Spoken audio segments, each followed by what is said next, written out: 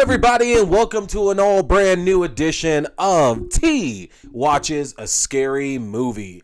I, of course, am T, and we're talking scary movies. I appreciate you tuning in. Remember, you can always catch brand new episodes every Wednesday at 8:30 p.m. Mountain Standard Time.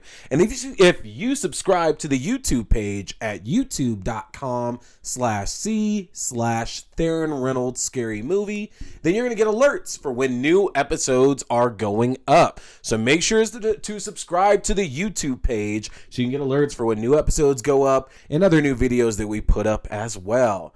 And in addition to that, of course, we want to make sure that you're also subscribing to the Facebook page, as the Facebook page is the only way to stay alerted to our watch parties that we do.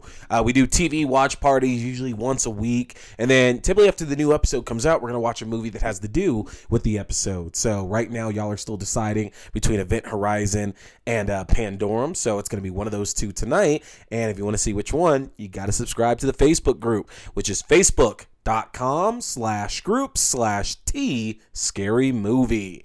Make sure to subscribe to the page. That'll keep you in the loop for when we are doing our watch parties. Now, last week we talked a couple of heavy hitters. We had we had Hard Candy, and then we had Promising Young Woman, and then we also talked about the new Texas Chainsaw Massacre movie that's coming out, and we had some interesting thoughts on that for sure. But this week, I got my new copy of Event Horizon. Shout Factory, and more specifically their horror offshoot Scream Factory, last year announced that they were going to be putting out a new 4K restoration of Event Horizon. And what was even more interesting about that was that they were looking to get all of the lost footage. So that was their big thing here, because if you've ever seen Event Horizon, if you've ever researched it and looked into it, the film is actually really watered down from what Paul Anderson ended up actually directing. And for years and years and years, people have just wanted this. This is pretty much on the list of holy grails out there. For a while, it was the uncut version of Jason Goes to Hell, and Scream Factory was able to get that for us. But Event Horizon is one of those films that is on a list of, I say holy grails, but I really mean that. Horror movies get cut all the time, and this is one that was famously done, and folks want to see that footage, but alas, they weren't able to get it. And it really does truly seem like we might not actually ever see that footage. But I digress, though. Scream Factory put out this new 4K restoration of Event Horizon, and I knew I just had to talk about it because whenever I get my new disc from them, I'm so excited. I'm going to watch the movie, see how beautiful it looks, and then, check out the special features. The downside of this one is the special features really do match the previous 2-disc DVD and Blu-ray release. It's not a bad thing because those are still fantastic special features. There's a couple deleted scenes with some commentaries on it. There's a film-length commentary with director Paul Anderson and one of his producers. And then there's a lot of behind the scenes stuff with it as well. It's a really good set of special features, but for something like this, you're hoping for a little bit more, like maybe a retrospective with some of the cast and crew out there, because everybody seems to really enjoy talking about this movie, so I feel like that wouldn't be too hard, but that's not a knock. The film looks beautiful, and I knew I was going to need to talk about it. And along with that, I decided that we were also going to talk about Pandorum too, because Pandorum kind of fit the theme of space horror, and it's a really good movie that I have not watched in quite some time now. So I figured, why not? Let's just go ahead and throw in with that. We can have some fun watching Event Horizon and Pandorum. So we might as well just go ahead and get right into it. And I'll start with Event Horizon. And like a lot of my stories about 90 horror movies, I only saw this completely by accident when I was living in Australia. Yeah, another Australia story. The local video store, and I say local like our Air Force base, Woomera is what it was called, was even half the size of the town I live in now, Aurora in Colorado. Like Woomera was like really really, really, really small. It is the smallest place that I've ever lived in my life. And honestly, that had its advantages and disadvantages. Even as a super young kid, you could actually walk from one end of the Air Force Base to the other in like half a day, honestly, less than that even. And the thing is, like, you kind of walked a lot of places because it's not like you had to go too far to get anywhere within the town itself. But that's not the point of the story. There wasn't a lot to do there. There was, but it's not like any town you live in to where, you know, you might have 1,000,001 different things you could do on any given night. In Woomera, we basically had a movie theater, we had a bowling alley combined with an arcade, combined with a restaurant, combined with a club, combined with a video store, and that was about it, honestly. And in this combination mall, basically, because that's what it was intending to kind of operate as a mall for Americans. So you had a restaurant, you had a dance club, you had a bowling alley, you had an arcade, you had a video store. Like, they had a lot of stuff in there. And the place is called the Oasis. So to all my Australian listeners, because I think Helena listens and everything, you know what I'm talking about with the Oasis. That place was the tits. It was so good.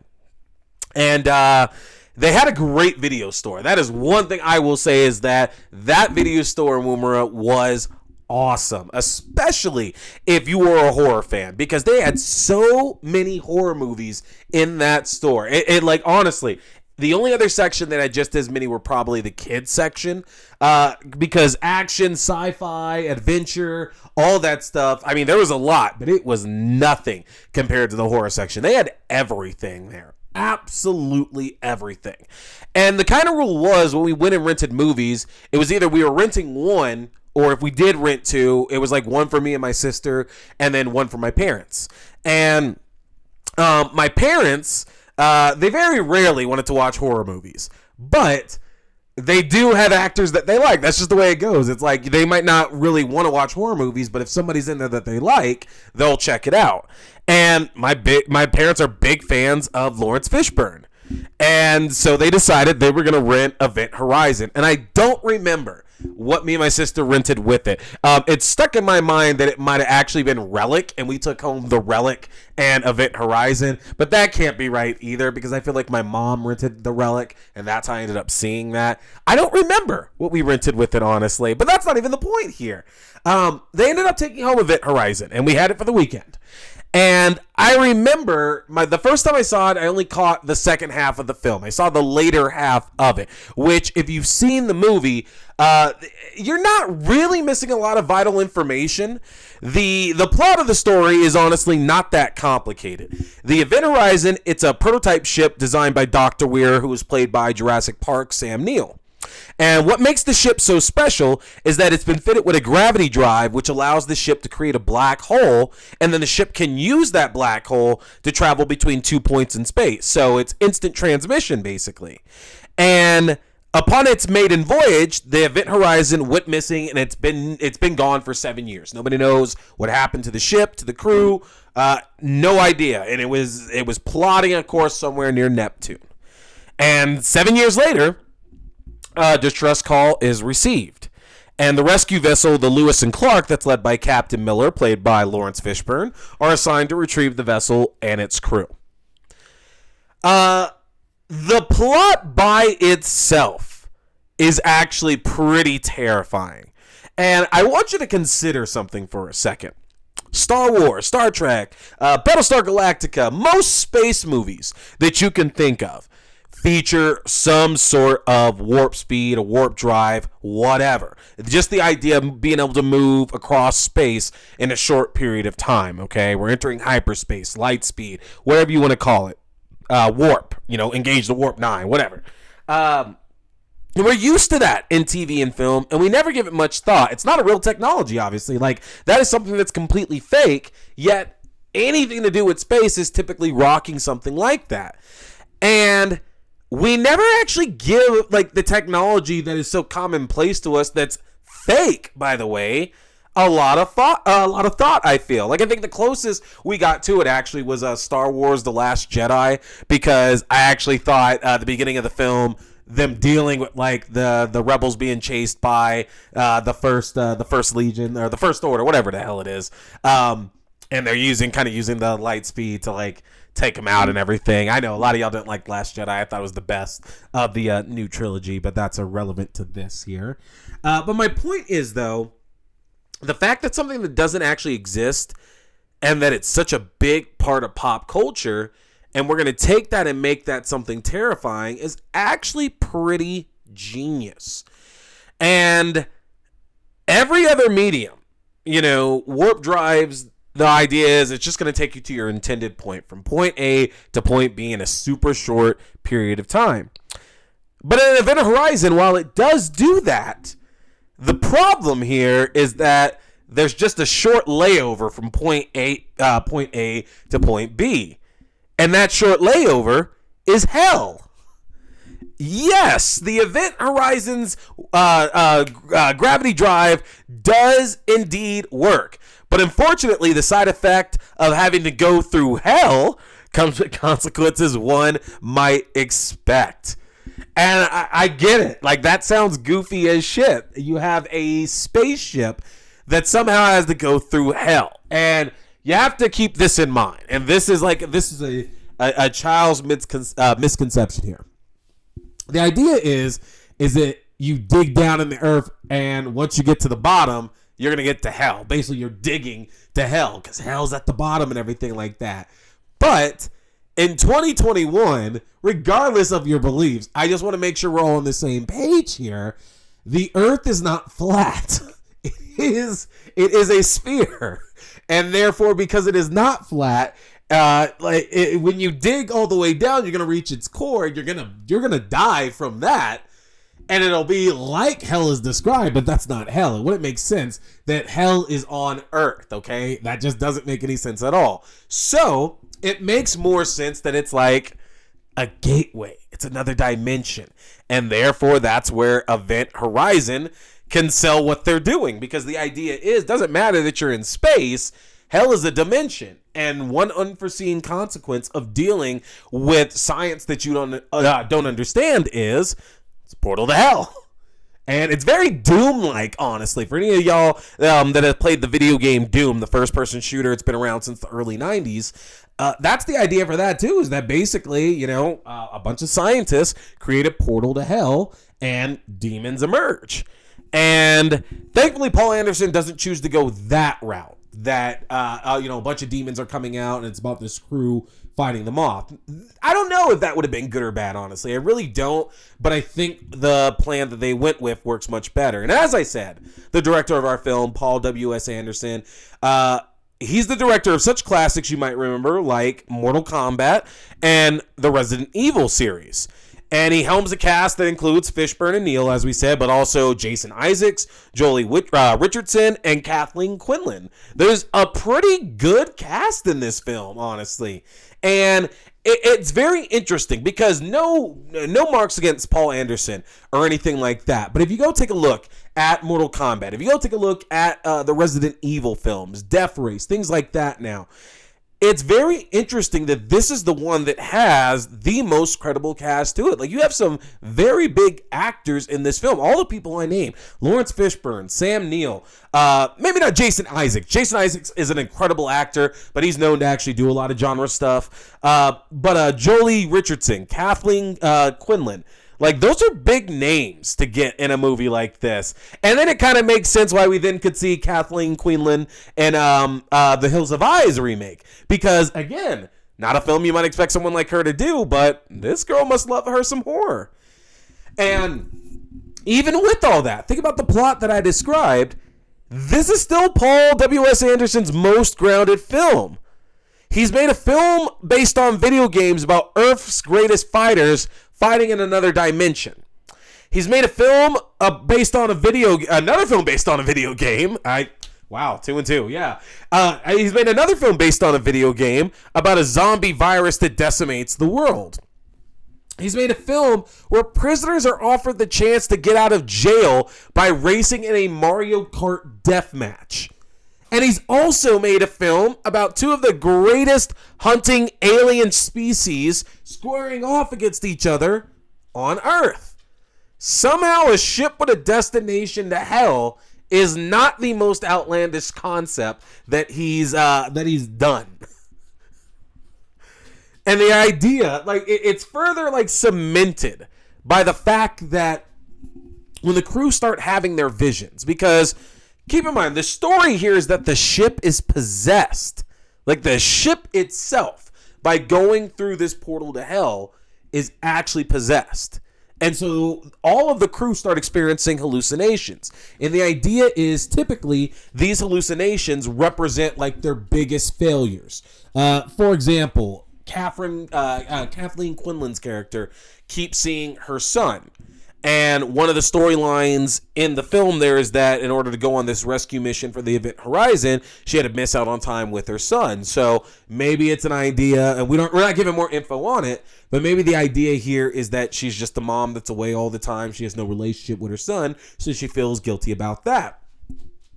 Lawrence Fishburne's Captain Miller keeps seeing visions of a crew member that presumably he left to burn to death on a previous outing. Over and over, so that's his. So the crew are being haunted, possessed, they're seeing visions, whatever you want to say, of these past failures, basically. And what I thought was really, really cool is the fact that they talk so plainly about them. There's a scene to where the crew's all together, and they're trying to figure out what's going on, and multiple members of the crew say, I've seen this, and I'm not crazy. And for some reason, that was so refreshing. That was, like, so interesting. It made the story that much realer, honestly, because we do dismiss things like that in horror movies as craziness. Like, oh no, of course the doll didn't get up and walk over there and kill anybody. Of course you didn't you didn't dream about this guy who killed your friends or anything like that. Like, everybody dismisses that. And because it's usually coming from the voice of a child, nobody believes it. And it's very warm. I don't know. Heartwarming is not the right word, but it's almost like validation for the crew of the Lewis and Clark to start describing what they're going through and making sure to say, no, this is something that's actually going on. This is something that's actually real here. And there's a lot to be said about the idea of the ship being possessed versus a person. Because think about that. Most possession movies are usually about somebody getting possessed. In most cases, it's usually about a woman, a little girl, a teenage girl, whatever. But, like, it's usually women who are getting possessed. And in this case, it's a ship. And there's something to be said about that because typically you refer to a ship as being female. So I wonder if that's just a, like, low key kind of nod to something like that. But who knows? But here's the thing.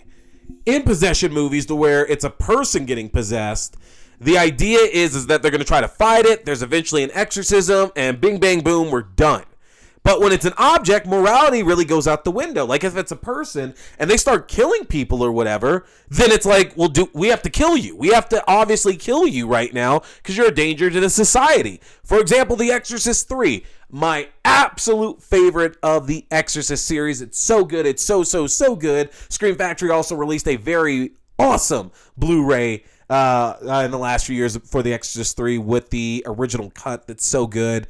But I digress. The idea there that a demon is possessing somebody and using these bodies to go around committing murders. And at the end, when the hero is given a choice, he has to kill this demon. He has to kill the body that the demon is inhabiting because otherwise the demon's going to keep killing people. And so there's morality involved about whether or not you can actually kill a person. But this is a ship.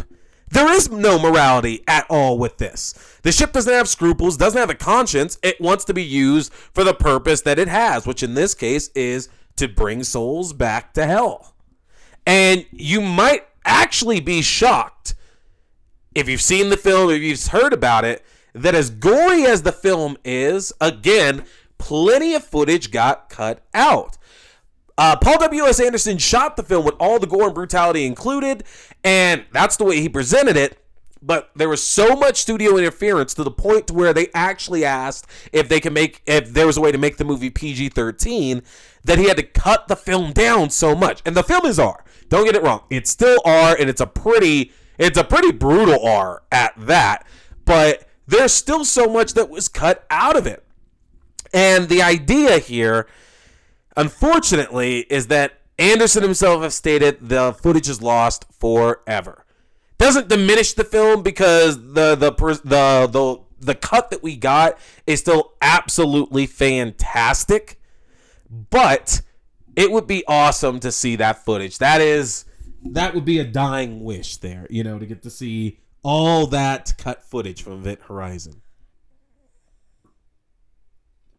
Yeah.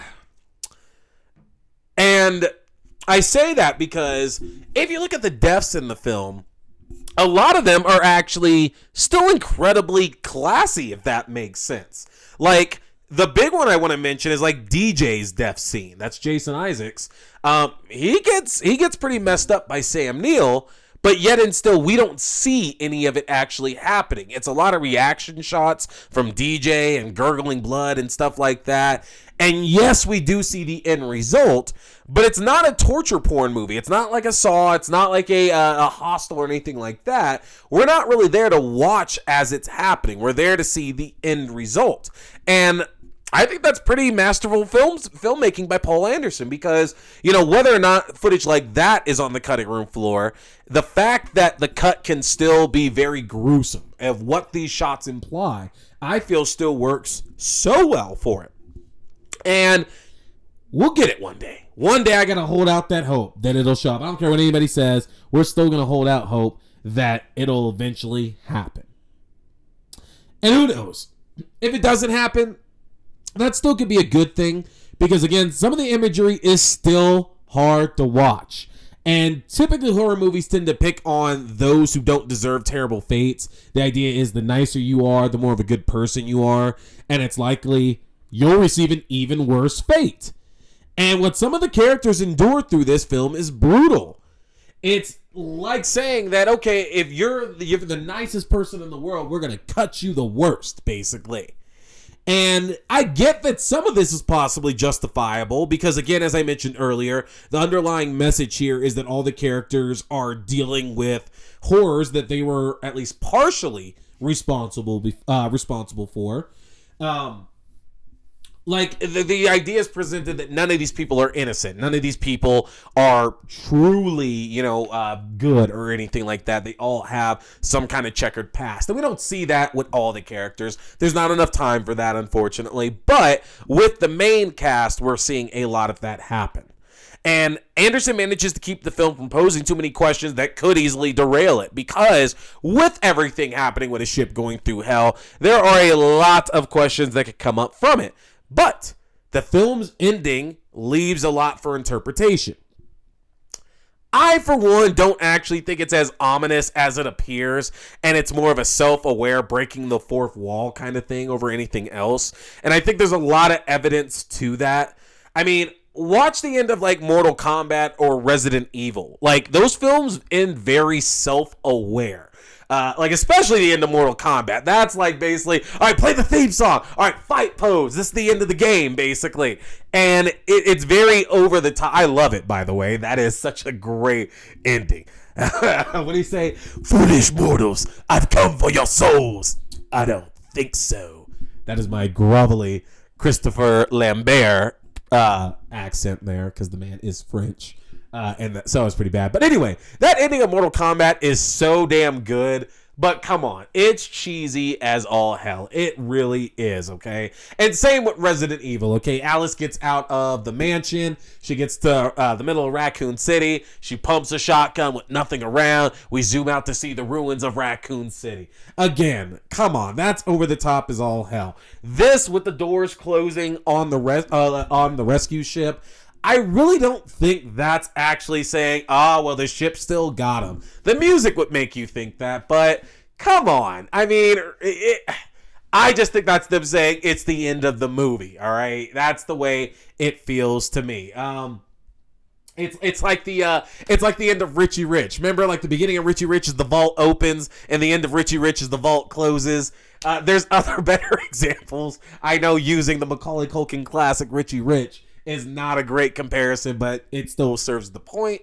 Anyway, I don't think it ends on a sour note. I think the characters that survived make it out, and that's the end of the movie, honestly.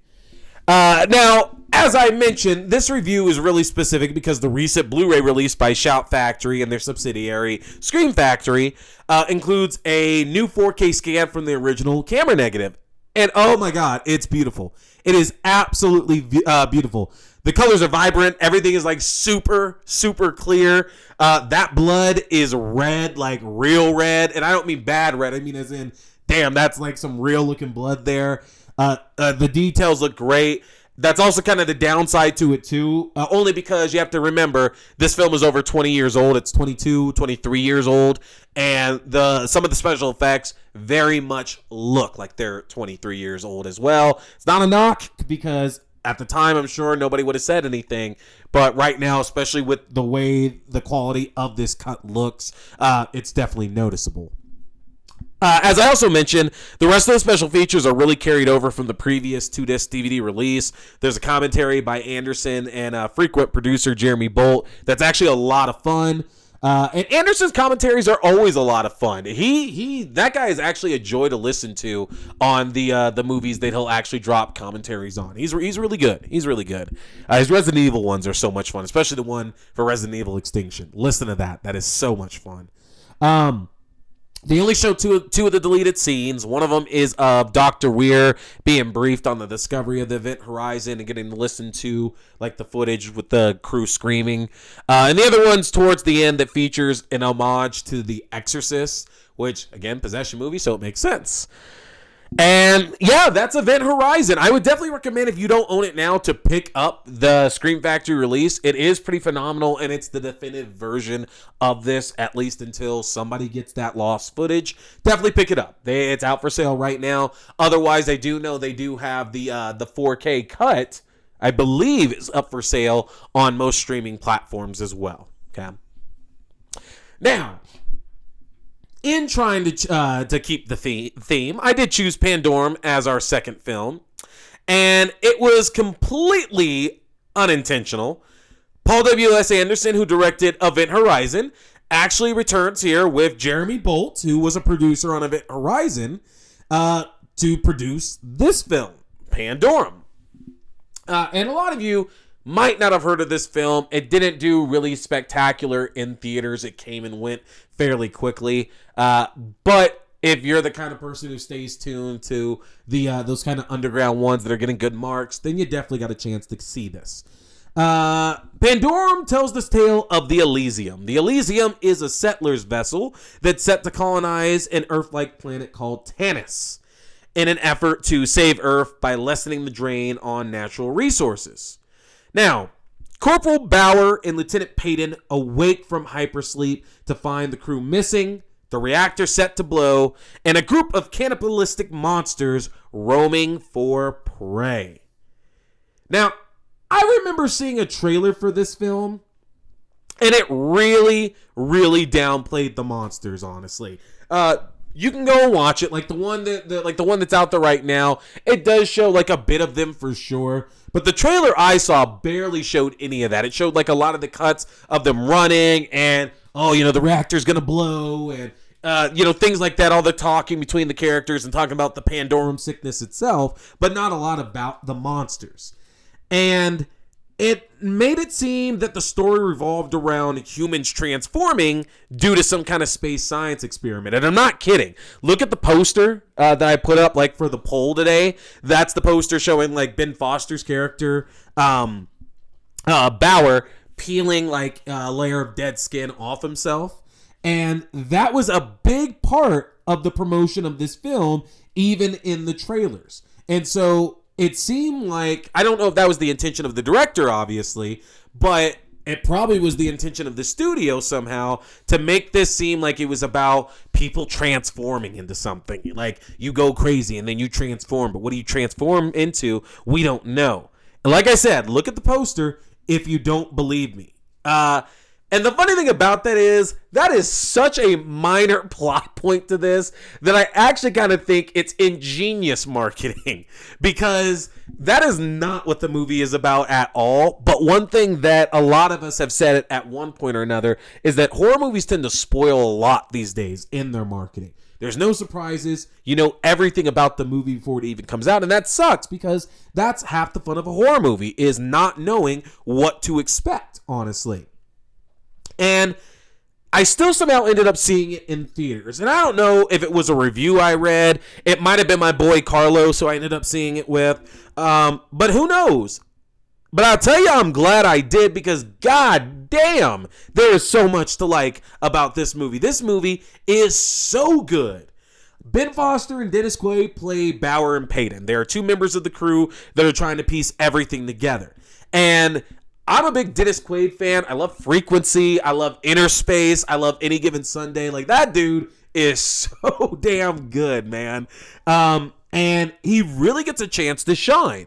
And I know there's some films, I can't name them off the top of my head. There's been some films to where Dennis Quaid has absolutely played he's played the bad guy before. But I felt like this one was pretty overt and in your face. He got a chance to play technically multiple characters in this film, and man, does he play psychotic so well. It's really, really well done. And there are certain nuances that you're not going to pick up until after multiple viewings, to the point that I didn't even pick them up until this recent viewing of the film.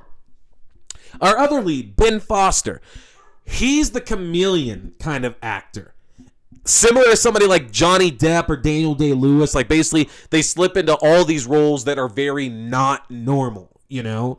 And it's jarring when they play somebody very close to being a normal person, because it's like, wow, that doesn't really, like, that's not you. That's not what you excel at or anything.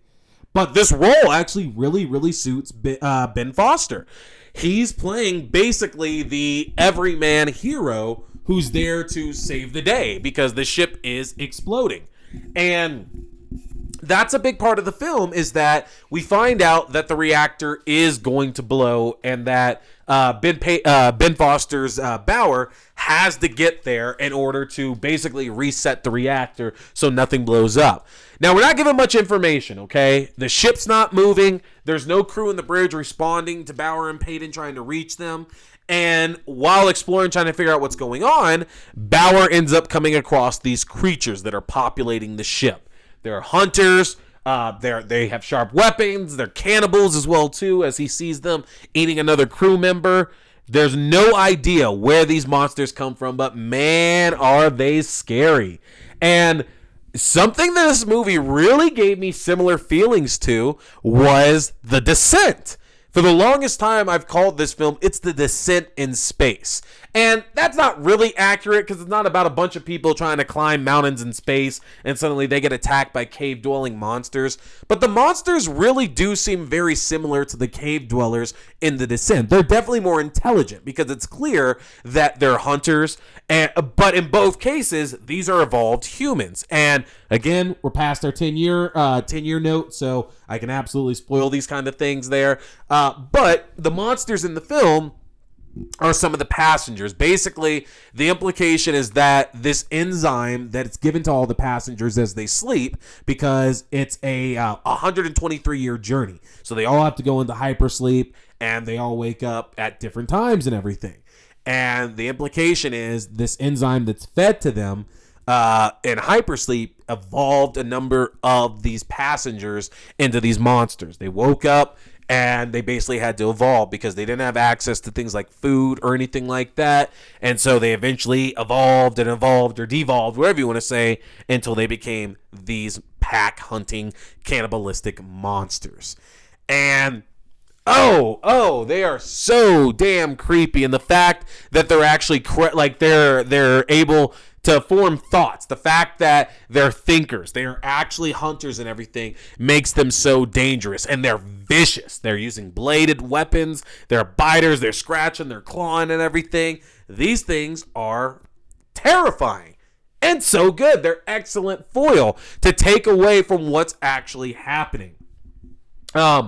With Dennis Quaid's character, Dennis Quaid is kind of staying out of everything that's going on, and he ends up encountering Corporal Gallo, another crew member who's basically encountering the horrors of the ship.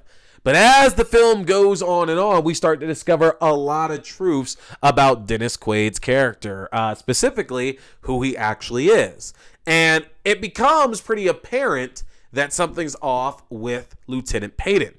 And that Dennis Quaid, turns out, is not actually Lieutenant Payton at all. He is actually the older Corporal Gallo. The biggest driving force of this film is a space sickness called Pandorum, hence the name. Pandorum is space madness. You get it? You go ape shit, basically. It's like cabin fever, but it's cabin fever for space. And the big thing that kind of like breeds it all is that the Elysium, as they're setting off, gets a transmission from Earth saying that it's been destroyed. Earth has been wiped off the map. And Corporal Gallo goes crazy. He catches Pandorum and he murders the flight staff. Then what happens is he spends basically the next however many hundreds of years by waking up and sleeping through hyperspace playing games with people that he's waking up. So basically, Gallo is waking people up to play this game with him to where they're trying to restore power to the ship. And then basically if they don't go along what he says, he kills them, he ejects them out into space, whatever. And we learn a lot of this from a kind of messy guy running around out there named Leland, who traps our heroes, including Corporal Bauer, Nadia, and Mana.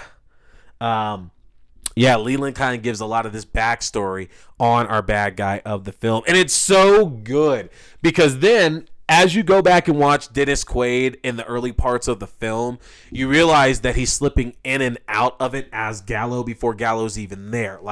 He at some points, because he really does have the memory loss, because they say one of the side effects of hypersleep is that you do have a bit of memory loss, and so he keeps slipping back and forth between what I'm sure he believes is Lieutenant Payton and who he actually is, Corporal Gallo. And it's so good. He does such a great job with it. Now, granted, if I've spoiled this, it might be harder to actually enjoy the performance, but he slips into it so well. This film is still an incredibly brutal film. It is very bloody. There are some very explicitly gory deaths that happen to a number of characters in this film. And the tension is actually really high. The chases with these monsters in this film are pretty damn scary, actually. But they're a lot of fun. It's like riding a roller coaster because eventually you do get some relief from it at the bottom of it now. The acting is great in it. It's a very non-colorful film, which you think would make it a little bit drab. It's very blue, it's very black, it's very gray. But it actually sells the space aspect of it. I mean, I feel that a lot of color in space just isn't really realistic. And when they save it for the end of the film, which, if you get there, you'll understand what I mean, it actually kind of feels better to get all the color at the end of the film versus having it throughout it. It's a really, really, really good movie, honestly, that a lot of folks didn't see.